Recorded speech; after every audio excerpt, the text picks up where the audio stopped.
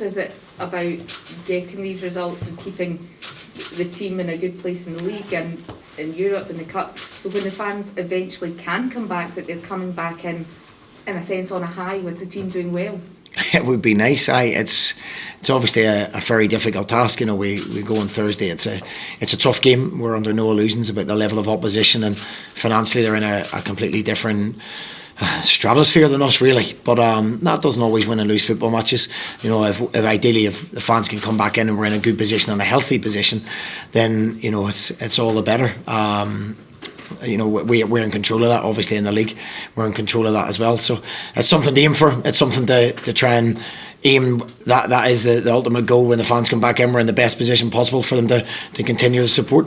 You're doing what you're doing in Europe at the moment. I suppose you feel in a sense sorry for the fans as well, that they're not getting to share this with you. Where does this game rank on Thursday in terms of the club? I think the two games that have gone in Northern Ireland, really close, and get over in the boat. We'd have taken thousands over there.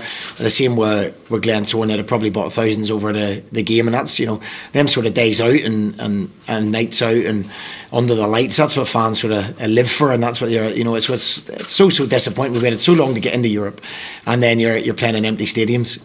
I believe that the Israeli team aren't even playing in the right stadium because of the conditions over there as well. So it's disappointing. As you say, we try and keep this run going as long as we possibly can, that ultimately we can get fans in to enjoy the success. They were part of the reason that we got the third place last year. They've waited long and hard. They've been through tough times at this football club, and it really is just a shame. But if you put football into the context of everything else in the world, then we have to just go with it and run with it and do the best we can. Has it taken I don't want to say taking the sheen off this Europa League run, but has it made it less so that these games come and there's less of that atmosphere, less of that build-up? Yeah, there is. We can't deny that the atmosphere is not the same. We try and make it a little bit more special. It's my first time managing in European competition. I would imagine it's the first time for almost every one of our players playing in it. And it doesn't really feel any different. Perhaps the game in Israel will be the one that feels a bit different, where you're travelling away, obviously, a different country, and different stadiums that you're not aware of. And Northern Ireland was just like home from home, really. Playing at Glentoran here without any fans was like a pre-season friendly game. So yeah, it has been very different. I think ultimately the previous question is, can you stay in the competition as long as possible, that fans are allowed in to enjoy it with you, and that's the real difficult task we have ahead. Staying with the COVID theme in that sense, you're going to Israel obviously in a national lockdown. Is there a concern for your health, the players' health and safety going over there? I don't think so at all, no. The protocols we follow will be exactly the same as it would be if we're going to Belfast or whether we're coming in here. Everyone wears masks. We've got a policy: if you stand up, mask up, and you sit down, mask down, and that's usually when you're eating. We've found that the only time we've really been together is in the bubble in the football club, and when we went to Belfast, we had a bubble within the hotel where nobody else came into. The boys were in single rooms, but we had that area we were allowed to get together, and the atmosphere was great. It was probably the first time all season that we've been able to get the whole team together in an area and stay there for a length of time, and we've seen the atmosphere building and the boys getting to know each other even more, because at the moment it's been difficult. They sit far apart on the coach. If we're on a coach, they room in single rooms. Team meetings are 10 minutes long and then they all separate again. So I think every team will have found the same problems in building that camaraderie and team spirit. It's been difficult. Again, I will reiterate, in the context of the real world, it's not that difficult. In a football context, it's very difficult. But with what's going on outside and people losing their lives, then we have to realise how lucky we are. Stephen, does that back up what you're saying about football doing as much as it can in this pandemic that we're in just now? Are you quite impressed with the range of protocols and everything that Motherwell and the other Scottish clubs have done? I've been really impressed. I have to give credit to Aberdeen as well on Sunday. It's probably the best I've seen in how they carried out their protocols. It was fantastic, and it does give you a level of you feel safe, you feel secure. But it has to be commended. Obviously there has been lapses. We're not going to deny that there has been lapses. You're dealing with young people and young players, and people make mistakes and stupid mistakes at times. But on the whole, I think it's been incredibly good, and I think football has set real standards for people. Unfortunately, in the world we live in, we only find the fault, and we only find the ones that maybe haven't complied or made mistakes. But there's so many good things, and as you say, the protocols are an absolute example. The fact that players and people and are on their own a lot, you know, and as you say, lockdown restrictions are just about to maybe be reintroduced. People, you know, I spoke to my mum and dad this morning, and they're worried that they're going to be all in it for the next 3 months stuck on their own. So the mental health side of things, I think what football can give is that respite from it. You know, it's all on TV now, people are getting to see it, and it does give that little bit of relief in a world where things are complicated and strange at the moment. Football can be that relieving factor and that little bit of joy and happiness that people are trying to find. On that very theme, if another lockdown comes or further restrictions come, would you give a plea that football's not shut down? Because it could, if everything else is getting closed down, it could be that outlet, the mental health thing you're talking about there. Yeah, I mean, I'd be surprised if it was shut down, football was shut down, because the protocols we've adhered to is above and beyond anybody else. I've mentioned it before, it's above the NHS frontline staff. You know, we're testing once and twice a week. The protocols we're following inside the stadium and you know, for games and training is, you know, is second to none. So, you know, I do believe that we will continue playing football. I think the government see that. I think the First Minister sees that of how hard we've tried, how much money we've spent in doing that. And, you know, I go back to Aberdeen, you know, the setup, and, you know, everyone's learning things all the time, and it's certainly things that we as a football club, you know, that we've looked and gone, yeah, we can make that even better than what we're doing already. So everyone's learning, and we're trying very, very hard to keep this going. And I think we should be rewarded with that. As you say, I think the mental side of things for fans and people stuck in, you've seen the, you know, some of the effects of people, older people that live and die for the football club all throughout this country in Scotland. You know, it's a huge part of the community, and what it brings to the community, I believe the government are recognising. You talk about the difficulty in getting the team spirit going when new players come in, and you can't really mix as well. But in that regard, then the last two victories, just the manner of them in different ways, obviously, has that really helped that kind of that bonding that they've got?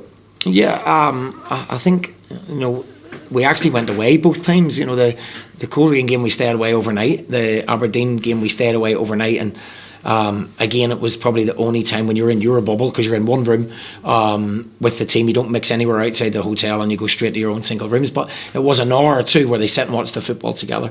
They played table tennis, and they just, you know, it was the only time they've really been together outside of the football club. So it was good. Was it the reason we won football matches? No. The reason we won football matches was we scored goals, and we were clinical in the penalty spot, in the penalty area. So, but it certainly plays a part in building things. You know, we've done that quietly.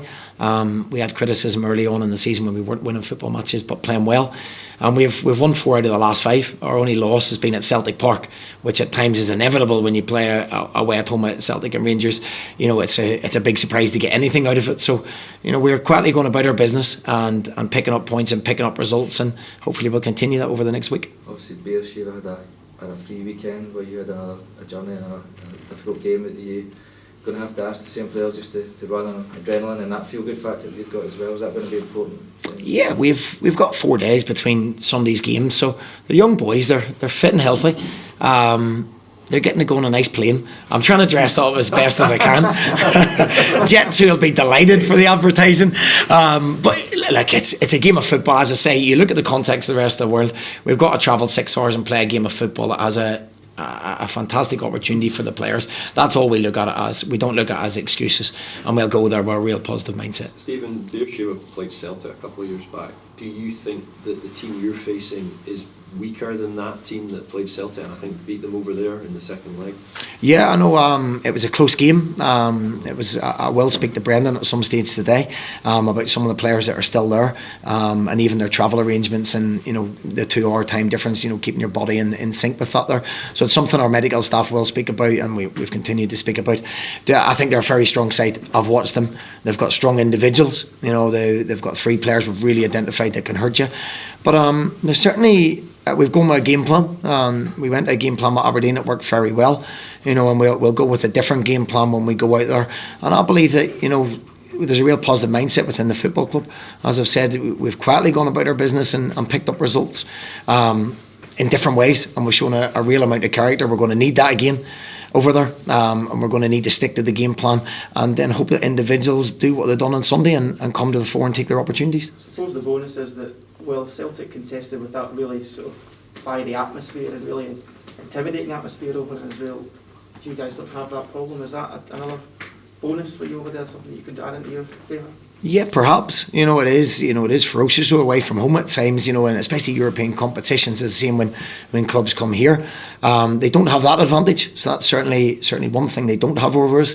What advantages they have, obviously they don't have to travel like we travel, and they've got players that are, on a financially different level to us. But, as I say, it was proven when we played Coleraine. We had players that were, seen as much better players, and certain things even themselves out. So perhaps the crowd is one of those ways that it does even itself out. And what I will tell you is we're not going with any kind of fear. We're going with a game plan. The boys believe and buy into absolutely everything we try and do. That's they're good boys, they're good young players, and they're like sponges. They take everything on board. So yeah, we quietly think we can go there and get a result. And why not? What have we got to lose? Stephen, Mark just said that he thinks you're underdogs and that could play into your hands. That is almost better for you. Do you agree with that? Yeah, we're certainly underdogs. I've mentioned quite a few times, obviously the financial aspect of it, but the level of player that they've got. We will be underdogs, certainly. We do well when we're underdogs at times.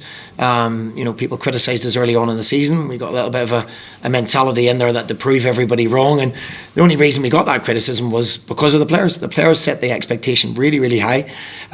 We haven't got a bigger budget. We haven't got a bigger fan base than what we did last year. It's exactly the same. In fact, we've got nobody. Nobody has. But, nothing's changed other than the players. The players have raised those expectations, and the players have to live with those expectations, and we as staff have to guide them in that. And, if we're underdogs, then let people think we're underdogs, and we'll go and give absolutely everything, as I say, with a game plan that we believe that we can hurt them. Injury-wise, are you okay? Everyone fine from Sunday? Yeah, obviously Big Bevis will be suspended, which will be a loss to us, because I think Big Man's been terrific since he got a run on the side. He's proven what a player we thought he had, and the attributes that he has physically. We've simplified his game on the ball, and I think he's getting massive rewards from that. Other than that, injury-wise, we're fully fit to go as we were on Sunday. Stephen, you take the club to 2 cup finals and a 3rd place finish. If you win this, where would that rank? I think it would be an incredible achievement. It really would be. In where we, how we started the season, we didn't get the points accumulated. All of a sudden, we've had a little bit of a run of form.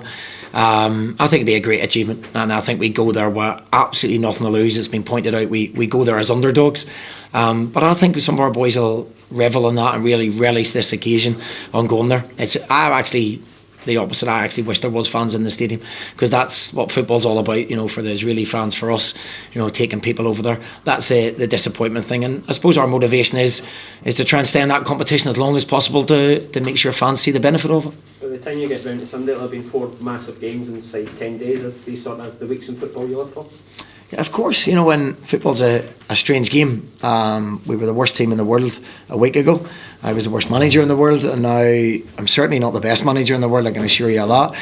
And we're not the best players in the world, but football turns around so quickly. So that's why you can't let the negatives and the negative voices get to you, because they're only a small minority. A lot of people that support this football club and live and die for this football club know what we're about, and they've supported us through thick and thin. So we've got a mentality here that we just continue doing what we're doing, tweaking things as we go. And as you say, the week ahead is fantastic. We started the week very well with a win against Aberdeen, and we go into the game quietly confident, and then, as you pointed out, another big game against Rangers. So yeah, it's better than certainly playing non-league clubs and friendly games. We want to play these teams. We want to test ourselves to the limit every time. How have you sort of found it as a manager, playing sort of 4 different games, lots of big teams? Must be nice for you as a coach.